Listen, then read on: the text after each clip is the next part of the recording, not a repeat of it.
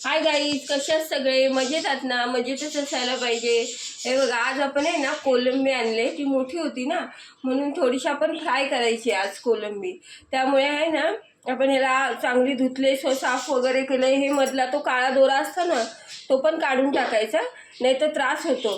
ते बघा, आणखीन ह्याला आपण आलं लसूणची पेस्ट लावून ठेवलेली आहे.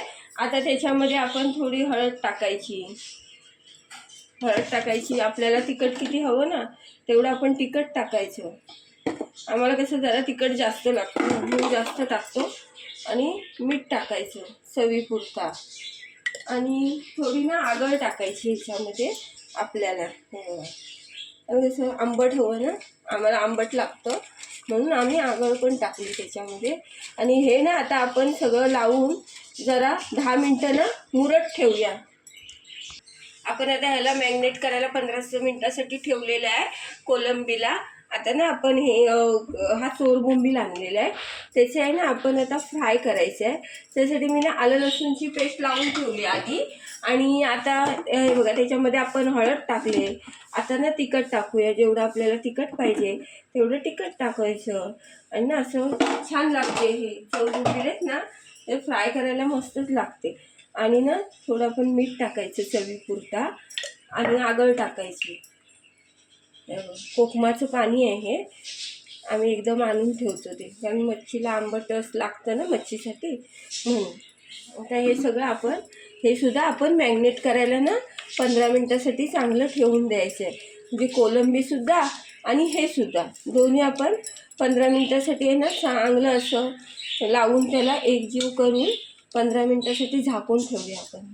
ते आता झाले, चांगलं मुरलं आहे. आता आपण फ्राय करूया. त्यासाठी आपण तवा ठेवला आहे. तव्यावरती तेल गरम करायला ठेवायचं. तेल पण चांगलं गरम झालं आहे.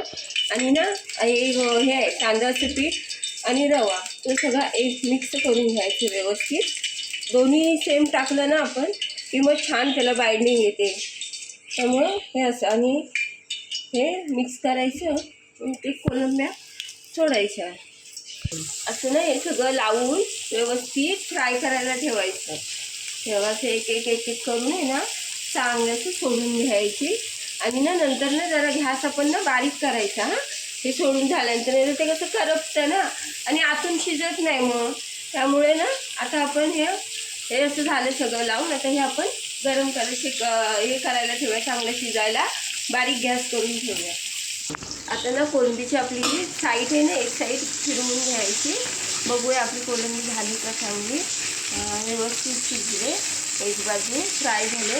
आता ना आपण दुसरी बाजू फ्राय करायला ठेवून देऊया. साईड ना आपण सगळ्या कोलंब्या अशा दुसऱ्या साईडला फ्राय करायसाठी ठेवल्या.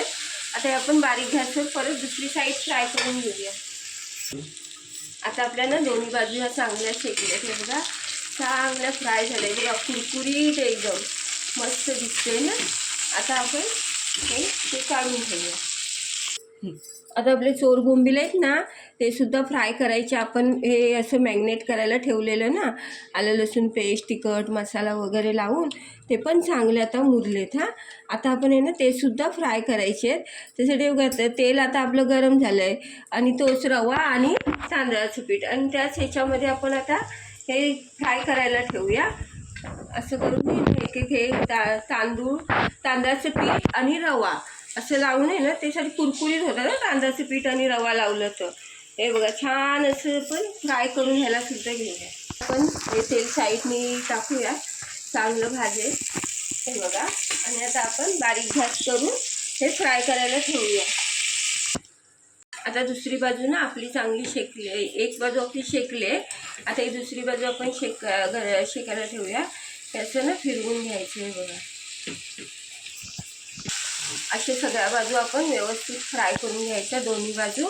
आता ही दुसरी बाजू आपण फ्राय करायला ठेवली आहे. बारीक गॅस करून ती पण फ्राय करायला ठेवली आहे.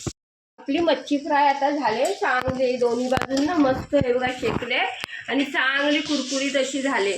आता आपण हे ना गॅस बंद करूया. आपलं तर मच्छी झाले फ्राय. आता बंद करून टाकूया. मच्छीची स्पेशल मच्छी थाली केलेली आहे ती आता बघूया. कांदा ठेवायचा आहे. आपली ना चोर बोंबील आहेत ना, ते फ्राय केले आपण ते आहेत. परत हा आपला भात आहे, भात आहे, हे आपली सांबार आहे. ह्या ना आपण कोलंब्या फ्राय केल्या होत्या ना, तर कोलंबी फ्राय आहे. तेव्हा छान झाल्या कुरकुरीत कोलंबीसुद्धा. हा सोरबोंबीलचा फ्राय मासा आणि ही चपाती केलेली आहे आज. आणि ही आपली सोलकढी आहे. हे बघा आपली संडे स्पेशल थाली मच्छीची. आज तुम्ही पण जेवायला या आमच्याकडे. आज आम्ही आहे ना अशी थाली बनवलेली आहे जेवणासाठी. तर तुम्ही पण एक दिवशी आमच्याकडे जेवायला या. आणि कसं थंडाव्यासाठी जेवण झाल्यानंतर आपल्याला सोलकढी प्यायची आहे. तर चला, अगर माझी रेसिपी तुम्हाला आवडली तर लाईक करा, शेअर करा, कमेंट करा, सबस्क्राईब करा. या जेवायला आज संडेचं.